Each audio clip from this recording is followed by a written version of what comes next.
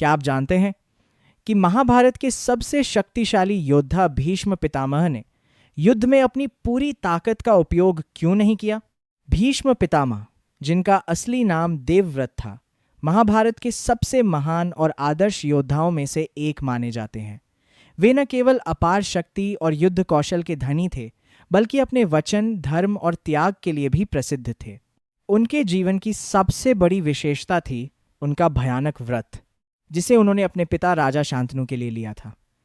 उन्होंने आजीवन ब्रह्मचर्य का पालन करने और कभी भी हस्तिनापुर के सिंहासन पर अधिकार न करने की प्रतिज्ञा ली थी। इसी व्रत के कारण उन्हें भीष्म नाम मिला। भीष्म ने हमेशा अपने वचनों को सबसे ऊपर रखा।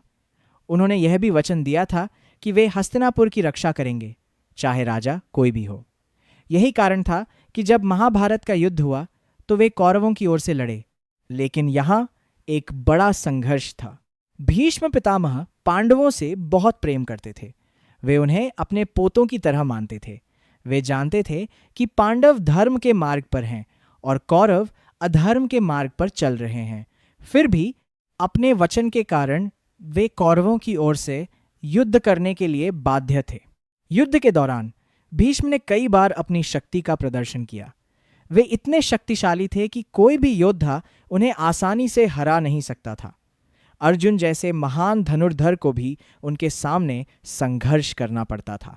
लेकिन फिर भी भीष्म ने कभी भी पांडवों को पूरी ताकत से नुकसान पहुंचाने की कोशिश नहीं की।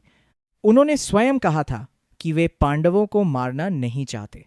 यह उनका आंतरिक संघर्ष था। एक ओर उनका वचन और दूसरी ओर उनका प्रेम और धर्म। भीष्म जानते थे कि यह युद्ध धर्म और अधर्म के बीच है। वे समझते थे कि अंत में विजय पांडवों की ही होगी।